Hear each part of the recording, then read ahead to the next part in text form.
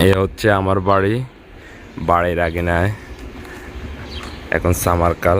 আমার সবচেয়ে পছন্দের একটা কাজ, সেটা হচ্ছে গার্ডেনিং করা। তো গার্ডেনিং করছি, ঘরের ভিতরে ফ্রেশ বাতাস যায় জানালা দিয়ে, আর পাশে গাছ। এই যে সিম এত সুন্দর হয়েছে, এদেশের মাটি অনেক ভালো। তো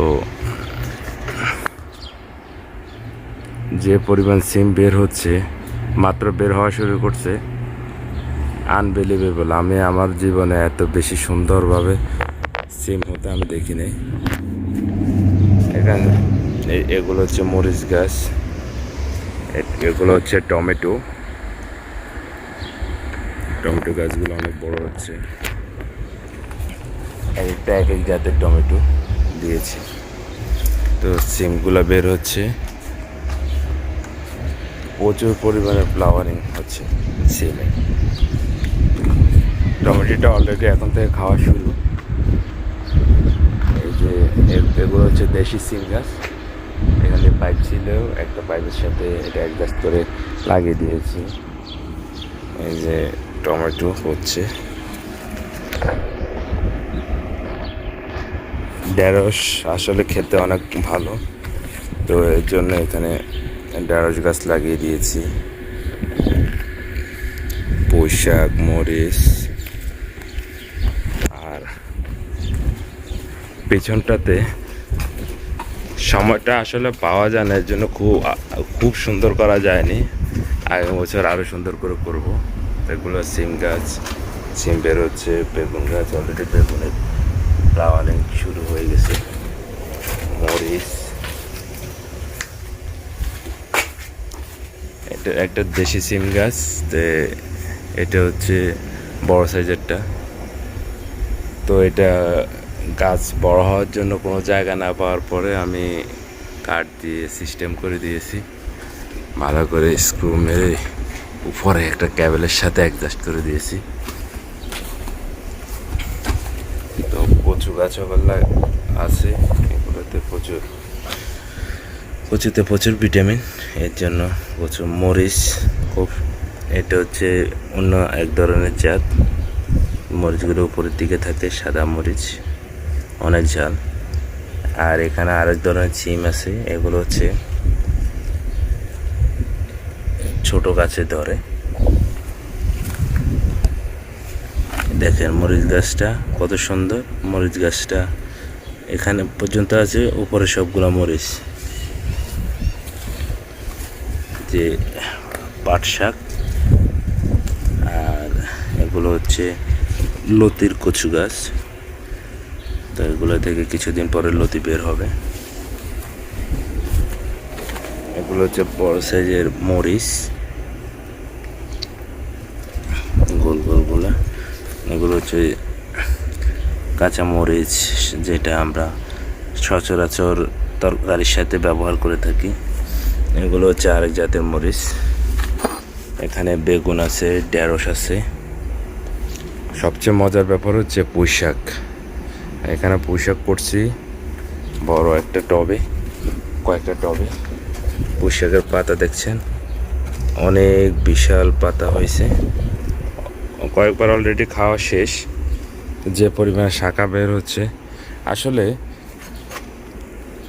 এখানে ইউএসএতে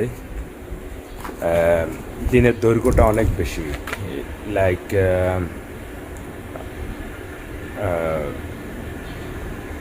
অলমোস্ট 14 ঘন্টা রোদ থাকে।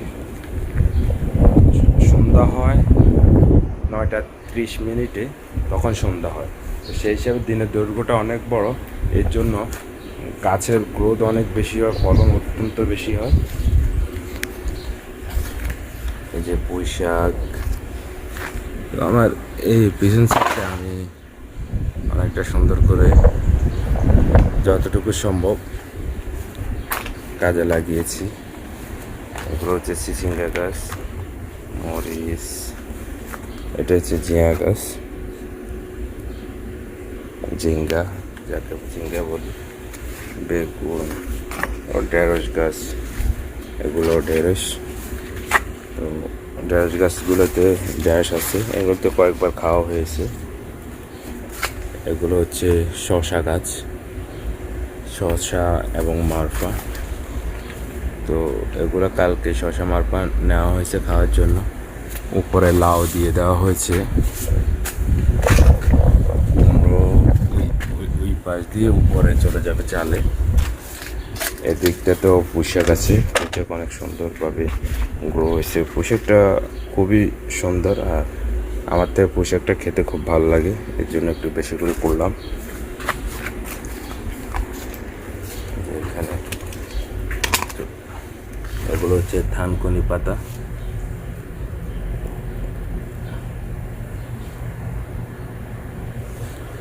তো পুঁইশাক কেটে নেওয়ার পরে যে পরিমাণ শাখা বের হয়, ওরে বাবা, অনেক অনেক বেশি গ্রোথ। টমেটো গাছগুলা এই মাচার সাথে দিয়ে দিয়েছি। সিম গাছ, এগুলো হচ্ছে কচুর শাখার কচু গাছ, ছড়া থেকে হয়। তো এখান থেকে কেটে কেটে নিয়ে খাওয়া হয়। এগুলো হচ্ছে লাউ, আমার অলরেডি লাউগুলো বের হয়েছে। লাউ গাছ থেকে লাউ বের হওয়া শুরু করছে। এবার দেশ থেকে আনা জাত, হাইব্রিড জাত, তো এর জন্য অতি অল্প সময়ে ফলনটা শুরু হয়ে গেছে। এগুলো হচ্ছে মরিচ গাছ।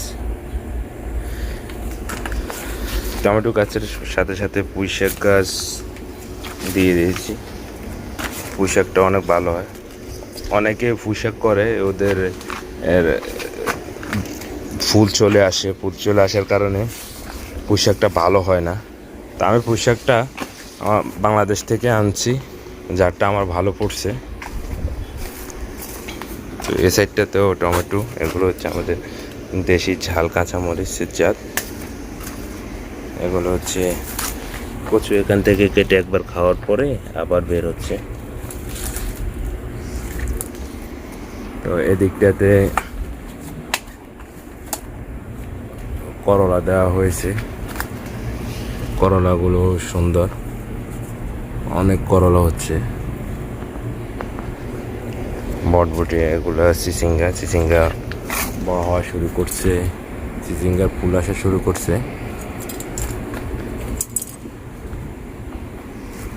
এগুলো হচ্ছে ডাঁটার শাক। এদেশে মাটি অনেক শক্তিশালী, এর জন্য গাছ অনেক সতেজ এবং হৃষ্টপুষ্ট হয়। এই যে ডাঁটাগুলো অনেক মোটা হচ্ছে।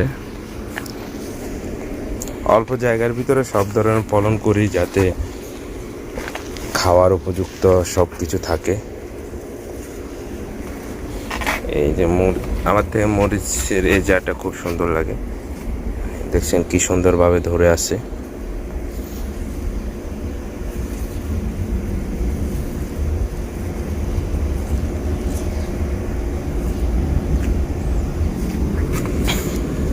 বেরগুলো অলরেডি বের হওয়া শুরু করেছে। এটা হচ্ছে কুমড়ো, এটা বড় হচ্ছে আস্তে আস্তে। তো এ হচ্ছে আমার বাড়ির আশেপাশে যে জায়গাটা আছে, ওইটাতে আমি গার্ডেনিং করছি। গার্ডেনিংটা তো সবাই আমরা এখানে, আমাদের বাড়ি আরও যেগুলো আছে ওগুলোর আশেপাশে আমরা গার্ডেনিংটা করে থাকি। তো ভিডিওটা যদি ভালো লাগে অবশ্যই লাইক করবেন, লাইক করে আমার চ্যানেলের পাশে থাকবেন।